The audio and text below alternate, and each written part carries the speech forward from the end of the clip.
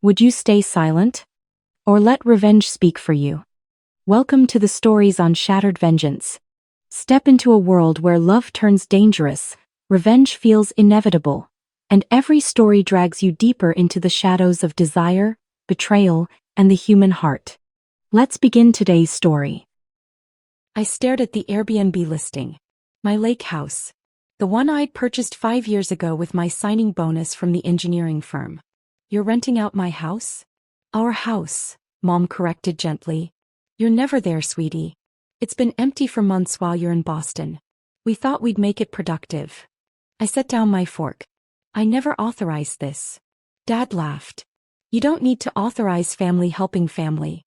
We've been managing the property. Cleaning, maintenance, guest services. We're doing you a favor by keeping it occupied and generating revenue. How long has this been going on? Vanessa scrolled through her phone. About 8 months. We've made $67,000 so far. Your share would be, well, we've been covering expenses, so probably $15,000 once we settle accounts. My share of income from my own property is $15,000 out of $67,000? We've been doing all the work, Vanessa said defensively. Cleaning between guests, restocking supplies, handling maintenance issues. We deserve compensation. I pulled out my own phone and looked up the listing. 5-star reviews. Stunning waterfront property. Private dock and beach access. Perfect family retreat. They'd been renting my house for $850 per night. I need to make a call, I said, standing. Oh, don't be dramatic, Mom sighed. We can discuss the profit split if you feel it's unfair. I walked outside and called the one person who'd understand the legal implications. Tom Morrison, the real estate attorney who'd handled my purchase. Tom answered on the second ring. Zoe? Happy Easter. What's up? My family has been running an Airbnb out of my lake house for 8 months without my permission. What? That's illegal on multiple levels. Hold on. Papers rustled. Your property is on Lake Hartwell, right? That's Army Corps of Engineers jurisdiction. Yes. Why does that matter? Because your shoreline permit specifically prohibits commercial use. We applied for residential-only classification when you bought it. Running a rental operation violates federal permit conditions. My stomach dropped. What does that mean? It means your family hasn't just committed property fraud, they've violated federal regulations. The Corps takes this seriously. Unpermitted commercial use can result in permit revocation, fines up to $25,000 per violation, and potentially criminal charges. I didn't know they were doing this. I understand. But it's your property and your permit. You're legally responsible. We need to shut this down immediately and report it to the Corps before they discover it themselves. I called the Army Corps of Engineers Lake Hartwell office Monday morning. This is Officer Rebecca Santos. How can I help you? I need to report unauthorized commercial activity on my shoreline property. My family has been running an Airbnb without my knowledge, and I just learned my permit prohibits commercial use. Property address? I gave her the information. Hold please. 3 minutes of hold music then. Miss Chin, I'm pulling up your permit now. You're correct, residential use only. How long has this commercial activity been occurring? 8 months apparently. I live in Boston. I had no idea until yesterday. I see. We'll need to conduct a site inspection and review all rental records. This is a serious violation. I'm opening a formal investigation. What happens now? We'll inspect the property, interview involved parties, and determine the extent of violations. Penalties can include permit suspension, fines, and in cases of knowing violation, criminal referral. Do you have documentation of the rental activity? I have screenshots of the Airbnb listing and my sister's admission via text that they've been operating it for 8 months. Send everything to this email address. I'll be in touch within 48 hours. Vanessa called that afternoon furious. What did you do? Some federal inspector called demanding access to the lake house and all our rental records. I reported the violation. You've been running an illegal commercial operation on federal shoreline property. Illegal? We're just renting out a house that was sitting empty. A house on Corps of Engineers jurisdiction that's permitted for residential use only. Commercial rentals violate federal regulations. You've exposed me to massive fines and permit revocation. How are we supposed to know that? By asking me before turning my property into a business. Mom and Dad are freaking out. The inspector is coming tomorrow. They're saying something about federal violations and criminal charges. This is insane. This is the consequence of using my property without permission. We're family. We were helping you. You made $67,000 off my property and planned to give me $15,000. That's not helping, that's theft with a family discount. She hung up. Officer Santos called Wednesday afternoon. Miss Chin, I've completed the site inspection. The situation is worse than you described. How? Your family has made unauthorized modifications to the shoreline. They installed a commercial-grade dock extension, added a floating swim platform, and cleared protected vegetation for a beach area. None of this was permitted. I didn't authorize any of that. I believe you. But these modifications, combined with 8 months of commercial rentals, constitute serious violations. I'm recommending your case be referred to our enforcement division. What does that mean for me? Normally, the property owner faces penalties. However, if you can demonstrate you had no knowledge of the violations and took immediate action upon discovery, we may limit consequences to requiring remediation and restoration. What about my family? They admitted during interviews that they knew commercial use required different permits. They chose not to apply because the fees and restrictions would have reduced their profits. That's knowing violation of federal regulations. The Corps of Engineers issued their findings in May.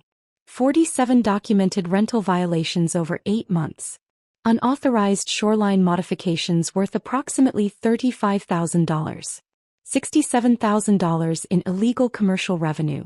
Knowing violation of permit conditions. Penalties recommended. Vanessa Morrison.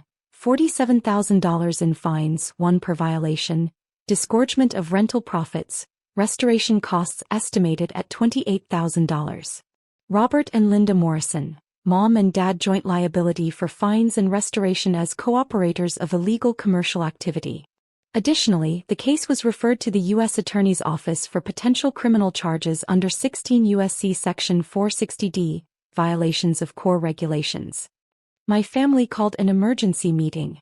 I attended via video call from Boston. You have to make this go away, Dad said immediately. These fines will bankrupt us. I can't make it go away. You violated federal regulations. We were using your property. Family property. My property. That you used without permission to run an illegal business. Mom was crying. We didn't know it was illegal. We thought we were helping maintain the house while you were away. You charged $850 per night and made $67,000. That's not maintenance. That's a commercial operation. Vanessa slammed her hand on the table. This is your fault. If you'd been using the house instead of abandoning it, none of this would have happened. I didn't abandon it. I own it. I pay for it. And I visit several times a year. You decided to turn it into a rental business without asking me. We needed the money. Vanessa's voice cracked. My photography business is failing. Mom and Dad are struggling. You make 6 figures and own a waterfront property you barely use. We were just trying to survive. By breaking federal law and stealing from me. The U.S. Attorney's Office filed charges in June. Vanessa Morrison, knowing violation of federal shoreline regulations, operating commercial business without proper permits, unauthorized modification of federal waterway. Robert and Linda Morrison, conspiracy to violate federal regulations accessory to unpermitted commercial activity. All 3 faced potential fines up to $100,000 and up to 1 year in federal prison. Vanessa took a plea deal. $30,000 in fines, 2 years probation, disgorgement of all rental profits, $67,000, full payment of restoration costs, $28,000, and permanent prohibition from operating any business on Corps of Engineers property.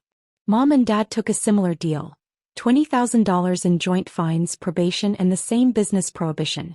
The Corps also required them to remove all unauthorized shoreline modifications, restore protected vegetation, pay for environmental assessment of damage, submit to annual compliance inspections for 5 years. Total cost to my family, approximately $145,000. Dad called me after the sentencing. Are you happy now? We're financially ruined. I'm not happy, but I'm not responsible for your choices. We were trying to help the family. That house was just sitting there. So you decided to profit from it illegally and expose me to federal violations. How is that helping? You could have paid the fines yourself. You make plenty of money. Why would I pay $145,000 for violations I didn't commit? Because we're family. Family doesn't steal from each other and break federal law using each other's property. He hung up. I kept the lake house. Spent 3 weeks there this summer, the first time I'd been able to relax there in 2 years. Vanessa's improvements had been removed. The shoreline was being restored to its natural state. Felt like mine again. Vanessa wrote me in September. I almost didn't open it. Zoe, I've had time to think. My therapist says I need to own what I did. So here it is. I was jealous. You succeeded at everything. Good job, nice salary, beautiful property. I failed at my photography business and resented you for not sharing your success. When Mom suggested renting your lake house, I didn't question it because I wanted your money. I wanted what you'd earned without earning it myself. The therapist calls it entitlement. I call it being a terrible sister. I don't expect forgiveness. I just need you to know I understand now that what we did was theft and fraud. You were right to report us. We would have kept going if you hadn't stopped us. I'm sorry. Vanessa. I read it twice and filed it away. It wasn't enough to rebuild trust. But it was acknowledgement. A year later, I'm still in Boston, still working as a civil engineer, still visiting the lake house several times a year. My family is on probation. They're making payments on the fines and restitution. They're rebuilding their lives. We don't speak. My maternal uncle Jim is the only family I talk to. He visits the lake house sometimes when I'm there. Your family thought you wouldn't fight back, he said last visit. They thought you were too far away, too busy, too nice. They learned otherwise. I learned something important. Protecting yourself isn't cruelty, even when it costs you family relationships. My family tried to steal from me and hide behind family helps family. They turned my property into an illegal business, violated federal regulations, and planned to give me a fraction of the profits. They gambled that I wouldn't notice or wouldn't care enough to stop them. They were wrong. I reported them. They faced consequences. And I kept my lake house. Not because it's worth $850,000. Because it's mine. And nobody, not even family, gets to take what's mine, break federal law with it, and call it love. The lake is peaceful now. The shoreline is healing. The unauthorized dock is gone. It's just a house on the water again. My house.